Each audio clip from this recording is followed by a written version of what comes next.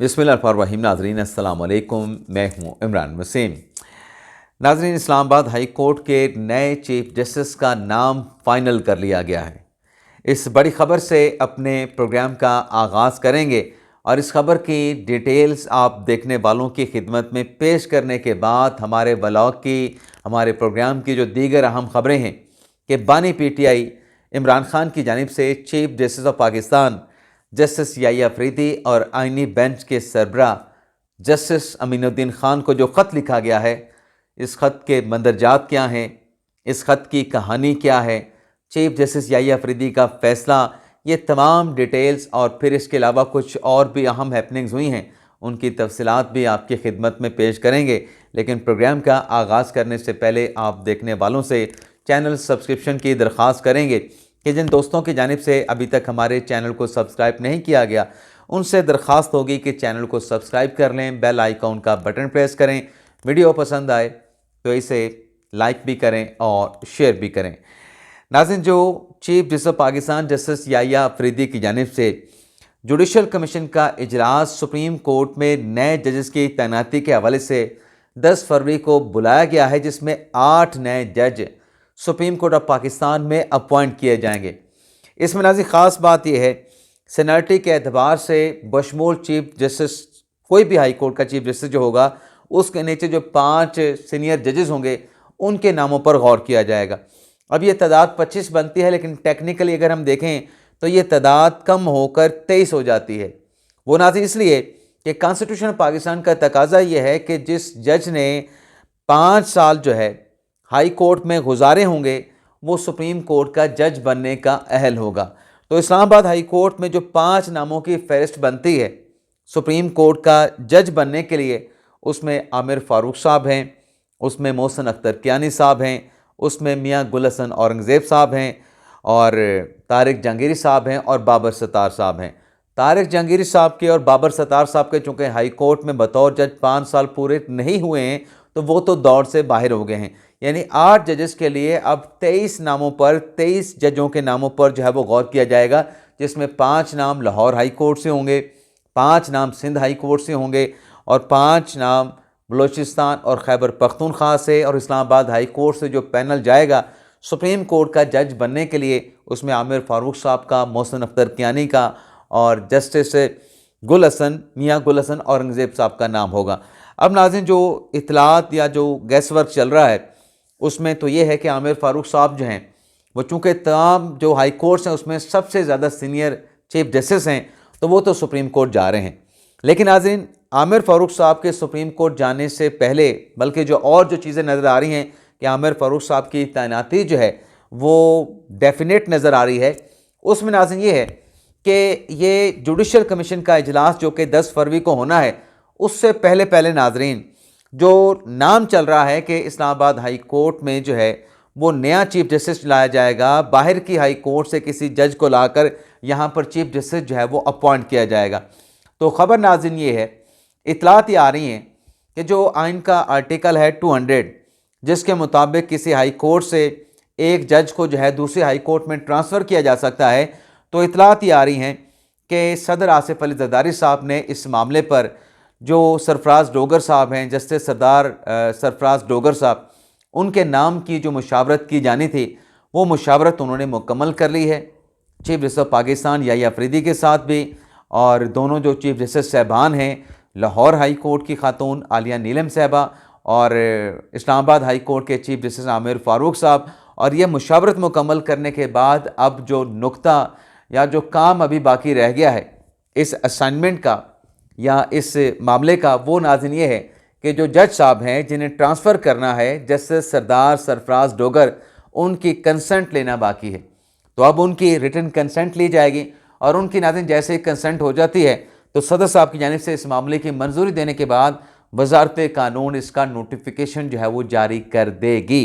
लेकिन इसके साथ साथ नाज़रीन, आज जो Islamabad high court bar association की जानिब से एक एलामिया जारी किया गया था, जिसमें यह कहा गया कि अगर ये बाहर से चीफ जस्टिस लाया जाता है तो हम इसको एक्सेप्ट नहीं करेंगे, इससे इस्लामाबाद हाई कोर्ट पे अदलिया पर हमला तस्वर करेंगे और हम शायरा दस्तूर को ब्लॉक कर देंगे और उसके साथ साथ मुल्क में मुल्क गिर हड़ताल का ऐलान भी करेंगे। इस मामले पर भी नाज़रीन एक छोटी सी आप यूँ समझें कि मतलब यूँ कह लें कि एक इख्तलाफ पैदा हो गया है, एक दरार पैदा हो गई है। और वो नाज़रीन ये है कि जो सदर साहब है इस्लामाबाद हाई कोर्ट बार के, उन सदर साहब को जो उनकी अपनी मुंतखब बॉडी है उनकी तरफ से कहा गया कि आपने जो एलामिया जारी कर दिया, ये एलामिया आपको हाई कोर्ट बार एसोसिएशन की एग्जीक्यूटिव बॉडी की मुशावरत के साथ जो है वो जारी करना चाहिए था।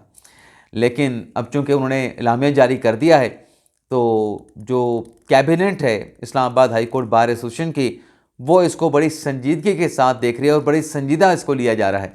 लेकिन नाज़रीन कल जो मुलाकात हुई मोहसिन अख्तर कियानी साहब की चीफ जस्टिस याहिया अफरीदी साहब के साथ, इस मुलाकात के हवाले से ये इतलात आ रही हैं कि मोहसिन अख्तर कियानी साहब शिकायत लगाने का मामला तो अपनी जगह पे, जो बातचीत होती रही उससे पहले मुलाकातें भी होती रहीं याहिया अफरीदी साहब के साथ इस्लामाबाद हाई कोर्ट के जजेस की, कि बाहर से चीफ जस्टिस जो है वो ना लाया जाए, बाहर से किसी हाई कोर्ट से इस्लामाबाद हाई कोर्ट में जज ना लाया जाए। और 26वीं तरमीम के हवाले से जो मोहसिन अख्तर कियानी साहब ने स्पीच की थी उसका भी शायद जो ताने बाने जो है वो इसी मामले से जो है वो जोड़े जा रहे थे। अब नाज़रीन इतलात आ रही हैं कि जो कल मुलाकात हुई है, ये मुलाकात याहिया अफरीदी साहब ने ही मोहसिन अख्तर कियानी साहब को बुलाया था और बुलाने के बाद बताया जा रहा है कि इस मामले पे जो मोहसिन अख्तर कियानी साहब ने एक बार के इवेंट पे स्पीच की है उसके ऊपर जो उनके साथ तबादला ख्याल किया गया है। और इस मुलाकात में जहाँ ये इशू डिस्कस हुआ, इस इशू पे बात हुई, वहीं जो ट्रांसफ़र पोस्टिंग है जजेस की उसके ऊपर भी जो है वो तबादला ख्याल जो है वो किया गया है। असद मलिक साहब ने बड़ी डिटेल के साथ ये खबर दी है तो मैंने कहा ये भी आपके साथ तफसीलात शेयर कर लें। लेकिन नाज़रीन एक और चीज़ भी है, एक और चीज़ नाज़रीन ये है कि ये जो जुडिशल कमीशन का इजलास होने जा रहा है और इसके ऊपर नाज़रीन जितने एतराज़ात आ रहे हैं, कॉन्स्टिट्यूशन तो इस बात की इजाज़त देता है, लेकिन अगर कॉन्स्टिट्यूशन के रास्ते में कोई रुकावट पैदा करे तो सवाल यह है कि वो रुकावट पैदा करने वाले क्या वो आइन की तौहीन के मुर्तकब होंगे, और अगर आइन की तौहीन के मुर्तकब करार पाते हैं, चाहे वकला हो चाहे उनका ताल्लुक जुडिशरी से हो, तो फिर उनके खिलाफ क्या एक्शन हो सकता है। ये भी नाज़रीन एक बड़ा अहम सवाल है। तो इस सवाल का जवाब हम भी तलाश करेंगे। आपके पास सवाल का जवाब है तो हमारे साथ ज़रूर शेयर कीजिएगा। लेकिन नाज़रीन बानी PTI इमरान खान साहब ने दो अलग अलग जो हैं ख़तूत लिखती हैं, एक चीफ जस्टिस याहिया अफरीदी साहब को और दूसरा जो ख़त है नाज़रीन वो लिखा गया है आईनी बेंच के सरबराह जस्टिस अमीनुद्दीन खान साहब को। अब नाज़रीन जो ख़त है 349 पेजेस का ख़त है और 349 पेजेस के ख़त के अगर मैं मंदरजात डिटेल के साथ आपके साथ शेयर करूं तो हमारे पास तो 15, 16, 17 मिनट का मैक्सिमम वक्त होता है, तो हमें तो फिर घंटों का वीलॉग जो है वो करके 349 पेजेस की डिटेल आपके साथ शेयर करना पड़ेंगे। तो मैं कोशिश ये करूँगा कि खान साहब का जो ख़त है उसके मुख्तसर और जामे जो तफसीलात हैं वो आपकी खिदमत में पेश करूँ और साथ साथ जो एनालिसिस है उन मंदरजात का वो भी आपके साथ डिस्कस करता जाऊँ। इस नाज़रीन 349 सफ़ात के लेटर में इमरान खान साहब ने सबसे पहले तो सुप्रीम कोर्ट ऑफ पाकिस्तान से शिकवा किया है कि मैंने और मेरे साथ बहुत सारे लोगों ने जो बुनियादी हकूक़ की खिलाफ वर्जियों से मुतल्लिक़ दरख्वास्तें दायर की, उन दरख्वास्तों पर सुनवाई नहीं हुई। इमरान खान साहब ने कहा कि सुप्रीम कोर्ट महज जो है वो तमाशाई बन के नहीं रह सकती। अब नाज़रीन जो ख़त इमरान खान साहब ने लिखा है, पे आगाज़ में ये कहना चाहूँगा और मुझे आप नाज़रीन ये कह लेने दीजिए, आपकी इजाज़त से मैं कहना चाहता हूँ कि ये प्रेशर टैक्टिक्स है इमरान खान साहब का। इससे पहले भी आप ये देखें कि जब बंदियाल साहब थे, बंदियाल साहब बेशक इमरान खान साहब को गुड टू सी यू कहते थे, लेकिन तब भी इमरान खान साहब ऐसे खतूत लिखा करते थे। खान साहब ने साइफ़र के मामले पे ख़त लिखा था। खान साहब ने पंजाब और KP के इलेक्शन के हवाले से भी बंदियाल साहब को ख़त लिखा था, दरख्वास्त दायर की थी। और फिर एक और भी मामला था, उस पर भी बानी PTI की जानिब से जो है जस्टिस बंदियाल साहब के साथ रब्ता किया गया था, रिटन यानी तहरीरी सूरत में। उसके बाद नाज़रीन जब चीफ जस्टिस याहिया अफरीदी अपने काजी फैसल साहब आए, तब भी ऐसी दरख्वास्तें, ऐसे खतूत लिखना इमरान खान साहब की तरफ से जारी और सारी रहा। और मकसद इन खतूत लिखने का ये होता है, जो अब इमरान खान साहब ने आइनी बेंच के सरबराह अमीनुद्दीन खान साहब को और अमीनुद्दीन खान साहब के साथ जो चीफ जस्टिस याहिया अफरीदी साहब को ख़त लिखा है, इसका मकसद ये है कि अदलिया को अपने दबाव के नीचे लेके आना, अदलिया पर अपना दबाव बढ़ाना, इससे ज़्यादा नाज़रीन मुझे इसका कोई मकसद, कोई इसकी मतलब कोई और मुझे वजह नज़र नहीं आती। क्यों वजह नज़र नहीं आती, मैं वो भी डिटेल अभी कुछ देर में आपके साथ शेयर करने जा रहा हूँ, क्योंकि वो डिटेल कि क्या वजह है, खान साहब क्यों प्रेशर बढ़ाना चाहते हैं, इसके अलावा कोई और वजह क्यों नहीं नज़र आती, जब मैं मंदरजात डिस्कस करूँगा तो वो चीज़ भी मैं आपकी खिदमत में पेश करूँगा। अच्छा, इसमें कहा गया है कि मुल्क में जुल्म बरबदियत फ्रॉड को जो है वो खुली छुट्टी दे दी गई, मेरे ऊपर कातलाना हमला हुआ, उसकी अभी तक तहकीकात नहीं हो सकें। अब ये जो नाज़रीन इमरान खान साहब अपने ऊपर कातलाना हमले की बात कर रहे हैं, पंजाब में इमरान खान साहब की हुकूमत थी और इमरान खान साहब को तहकीकात कराने से किसने मना किया, या इमरान खान साहब पर कातलाना हमले की तहकीकात क्यों नहीं हो सकें, ये फिर इमरान खान साहब परवेज़ इलाही साहब से पूछें, क्योंकि नवंबर 2022 में हमला हुआ था और उस वक्त से लेकर जनवरी तक इमरान खान साहब की सूबे में हुकूमत थी। बल्कि खान साहब तो कह रहे थे कि मैंने पता नहीं किससे उसकी इन्वेस्टिगेशन करानी है, तो उस पर फिर परवेज़ इलाही साहब, खान साहब की एक ऑडियो भी उनकी आई थी परवेज़ इलाही की, कि हमने तो खान साहब को ये पेशकश की थी अपनी मर्ज़ी का जो भी SHO है आप गुजरात के थाने में लगवा लें, उससे आप तफ्तीश करवा लें। तो यहाँ तक परवेज़ इलाही साहब ने इमरान खान साहब को ऑफ़र की थी। तो अगर तहकीकात नहीं हुई तो किसी और से शिकवा करने के बजाय या याहिया अफरीदी से शिकवा करने के बजाय अपने वज़ीर आला, अपने पार्टी के नायब सदर या सदर जो हैं परवेज़ इलाही साहब, उनके साथ आप शिकवा करें। दूसरा नाज़रीन, खान साहब बात करते हैं कि 8 फरवरी 2024 के इलेक्शन में धांधली हुई। अब नाज़रीन, खान साहब बेशक जितना मर्जी कहते रहें, चले हम खान साहब की बात को ही मान लेते हैं जी, धांधली हुई है।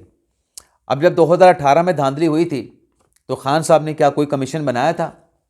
खान साहब ने कोई कमीशन नहीं बनाया था। खान साहब ने पार्लिमानी कमेटी बना के अपोजिशन के हवाले कर दी थी, परवेज़ खटक को उसका सरबराह बना दिया था और परवेज़ खटक साहब ने पहले इजलास के बाद फिर उस कमेटी का कोई इजलास नहीं बुलाया था। तो ये तो खान साहब के अपने दौर में सब कुछ हुआ। अब खान साहब कहते हैं कि इसके ऊपर जुडिशल कमीशन बनाया जाए। नाज़रीन, इलेक्शन की धांधली के मामले पर जुडिशल कमीशन नहीं बन सकता। हम आइन और कानून की बात कर रहे हैं। इलेक्शन में धांधली हुई है, आपने जाना है ट्रिब्यूनल में, ट्रिब्यूनल के अलावा आपके पास कोई रास्ता नहीं। हाँ, अगर आप चाहते हैं कि कोई जुडिशल कमीशन बने, उसके लिए फिर आपको हुकूमत के साथ बैठकर कोई कानून साजी करना पड़ेगी, कोई ऑर्डिनेंस पास करना पड़ेगा। उसके बगैर ये जुडिशल कमीशन बन के इलेक्शन की धांधली का जो सवाल है, इलेक्शन की धांधली के जो इल्ज़ामात हैं, उसके लिए कमीशन नहीं बन सकता। ये नाज़रीन क्लियर है। बेशक चीफ जस्टिस को छोड़ के या ये अफरीदी को छोड़ के चाहे अमेरिका के सुप्रीम कोर्ट के चीफ जस्टिस को भी इमरान खान साहब ख़त लिख दें, तो पाकिस्तान का आइन, पाकिस्तान का कानून जुडिशल कमीशन बनाने की इजाज़त नहीं देता। कानून और आइन में सिर्फ ट्रिब्यूनल की इजाज़त मौजूद है।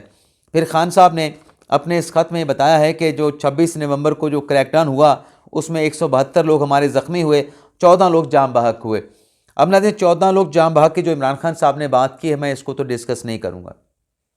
और मैं इसलिए डिस्कस नहीं करूँगा, इससे पहले जब इस सैकड़ों की तादाद में लोग बताते थे, मैं उसको काउंटर करता था कि ये गलत बता रहे हैं, ये गलत बयानी कर रहे हैं, ये झूठ कर रहे हैं। लेकिन अब 14 का फिगर दिया गया है, मैं इस पर खामोशी अख्तियार करूँगा। लेकिन एक सवाल मेरे जहन में ज़रूर है कि क्या 14 जो जाम बहक हुए हैं उनके FIR पाकिस्तान तहरीक इंसाफ ने क्या दर्ज करवाई है, ये सवाल मैं ज़रूर उठाऊंगा। लेकिन आज 172 ज़ख्मी जो इमरान खान साहब ने बताए हैं कि 26 नवंबर को जो कुछ हुआ, हमारे 172 अफराद ज़ख्मी हुए। नाज़रीन, जो डॉक्यूमेंट्स इमरान खान साहब ने अपनी ये इस दरख्वास्त के साथ लगाए हैं, उसमें बाजोड़ हॉस्पिटल के डॉक्यूमेंट्स हैं, उसमें लेडी रीडिंग हॉस्पिटल पेशावर के डॉक्यूमेंट्स लगाए गए हैं, उसमें बन्नू हॉस्पिटल के जो है वो डॉक्यूमेंट्स लगाए गए हैं, उसमें और प्राइवेट हॉस्पिटल के डॉक्यूमेंट्स लगाए गए हैं, पिम्स के भी हैं, पॉलीक्लिनिक के भी हैं। लेकिन सवाल ये है कि जो बाहर के हॉस्पिटल के आपने डॉक्यूमेंट्स लगाए हैं वो कितने मुसद्दका होंगे, और ज़ख्मियों के हवाले से आपने कहाँ पे FIR दर्ज कराई, ये भी नाज़रीन बड़ा अहम सवाल है। और फिर नाज़रीन, मैं कोई अपनी हतमी राय नहीं दे रहा, मैं सिर्फ आपके साथ अपना एनालिसिस शेयर कर रहा हूँ और साथ में इमरान खान साहब के मंदरजात, ख़त के मंदरजात डिस्कस कर रहा हूँ।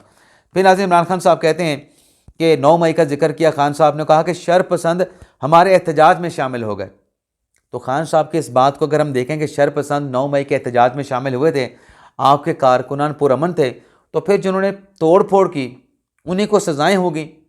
तो फिर वो जो जिनको सज़ाएँ हुई हैं उनके लिए खान साहब आपका प्यार क्यों जाग रहा है? वो तो शरपसंद थे और मिलिट्री कोर्ट ने उनको सज़ाएँ, उन शरपसंदों को सज़ाएँ दे दी, तो फिर आप उनके साथ इजहार लाताल्लुक़ी कर दें। और आगे चल के इमरान खान साहब ये कहते हैं कि मेरे जो कारकुनान हैं उन्होंने बिल्कुल तोड़ फोड़ नहीं की, और इलेक्शन में धांधली के हवाले से इमरान खान साहब ने कमिश्नर रावलपिंडी लियाकत चट्टा के स्टेटमेंट का हवाला दिया। अब नाज़रीन, लियाकत चट्टा साहब का जो स्टेटमेंट है उनका ज़रा बराबर भी इलेक्शन के मामलात के साथ, वोटिंग पोलिंग के साथ ज़रा बराबर भी ताल्लुक़ नहीं था, और वो ख़ुद भी अपने स्टेटमेंट से मुकर चुके हैं तहरीरी तौर पे जो उन्होंने इलेक्शन कमीशन में जमा करवाया था। अब नाज़रीन, बात यह है कि इमरान खान साहब कहते हैं कि आप जुडिशल कमीशन बना दें, और जैसे मैंने आपको कहा कि खान साहब कहते हैं कि एक नहीं, एक से ज़्यादा भी बना दें इन सारे मामलात की तहकीकात करने के लिए। ये खान साहब की एक तो कोई दरख्वास्त नहीं, यानी अगर आपने सुप्रीम कोर्ट से रिव्यू भी करना है, चीफ जस्टिस से रिव्यू करना है, आईनी बेंच के सरबराह से रिव्यू करना है, तो आप आर्टिकल 184(3) की दरख्वास्त दायर करें। आपकी ये दरख्वास्त भी नहीं, आपने महज ख़त लिख दिया। और फिर नाज़रीन, जैसे मैंने कहा कि धांधली के मामले पर जुडिशल कमीशन की तो गुंजाइश नहीं, उसमें तो ट्रिब्यूनल हो सकता है। हाँ, ये जो मामलात खान साहब ने बताए कि दफ़ा 144 लगाई गई, तोड़ फोड़ की गई, हमें इसमें इन्वॉल्व किया गया, हमें जो है वो क्या कहते हैं, एक लफ्ज़ बार बार इस्तेमाल हो रहा था, लेवल प्लेइंग फील्ड हमको नहीं मिली और हमारे साथ बड़ा जुल्म हुआ है, बर्बरियत हुई है, जुल्म सितम के पहाड़ तोड़े गए हैं। इस मामले पर भी अगर कमीशन बनाना है, ये भी सुप्रीम कोर्ट नहीं बना सकती। ये कमीशन बनाने का अख्तियार वफाकी हुकूमत का है। इसके लिए भी पाकिस्तान तहरीक इंसाफ को हुकूमत के साथ ही बैठकर कमीशन के ऊपर डिस्कस करना पड़ेगा। और वैसे कल प्राइम मिनिस्टर ने बड़ी अच्छी ऑफ़र की है। अब पाकिस्तान तहरीक इंसाफ उस ऑफ़र को माने या ना माने, अगर पार्लिमानी कमेटी बन जाती है, उसकी एथेंसिटी किसी कमीशन से ज़्यादा होगी। यानी कमीशन तो वन मैन कमीशन बनेगा ना, या 2 जजेस का बनेगा, मैक्सिमम 3 जजेस का बन जाएगा। लेकिन अगर पार्लिमानी कमेटी बन जाती है और इसमें तमाम सियासी जमातों की बराबर नुमाइंदगी होती है या मुतनासिब नुमाइंदगी होती है, तो उसमें कितने लोगों के सामने सारा रिकॉर्ड आ रहा होगा, वो छुपाया भी नहीं जा सकता। आप उसमें ये शर्त भी रख दें कि जब पार्लिमानी कमेटी बैठ के प्रोसीडिंग करे, आप उसमें शर्त रख दें कि उसकी पब्लिक हियरिंग होनी चाहिए, साफ़ी उसको रिपोर्ट करें। तो अगर कोई हैंकी फैंकी, कोई डंडी मारने की कोशिश भी होगी, तो साफ़ी उसको रिपोर्ट करेंगे कि पार्लिमानी कमेटी ने ये गलत किया, ये इस तरीके से नहीं, इस तरीके से होना चाहिए था, डॉक्यूमेंट्स ये पेश हुआ, गवाह ये पेश हुआ, डॉक्यूमेंट्स में ये कहा गया था, गवाह ने ये बयान कलम बंद कराया। तो उसमें कौन डंडी मार सकता है? उसमें तो कोई हैंकी पैंकी नहीं हो सकती। लेकिन बहरहाल अब इमरान खान साहब ने ख़त लिख दिया है। अब इस ख़त के ऊपर जो फैसला करना है कमीशन बनाने या ना बनाने का, मेरी तो ख्वाहिश है कमीशन बने, कानून और आइन के दायरे में रह के बने। लेकिन देखते हैं कि याहिया फरीदी साहब इस ख़त के ऊपर क्या फ़ैसला करते हैं, या अमीनुद्दीन खान साहब क्या फ़ैसला करते हैं। तो ये था नाज़रीन आज का हमारा व्लॉग। आपसे इजाज़त चाहते हैं। अल्लाह ताला हम सब का हामी नासिर हो। अपनी दुआ में याद रखिएगा। अल्लाह हाफ़िज़।